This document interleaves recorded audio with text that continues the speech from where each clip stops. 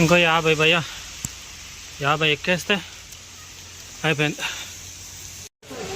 ఇందాక వచ్చేటప్పుడు ఒక హోటల్ అతను అడిగా, వర్షం ఈరోజే పడుతుందా లేకపోతే 2-3 రోజుల నుంచి పడుతుందా, ఎప్పటి నుంచి పడుతుందా అని అడిగితే లాస్ట్ 3 days నుంచి ఇలాగే వర్షం ఉందంట. లాస్ట్ 3 days నుంచి వర్షం పడుతూనే ఉందంట.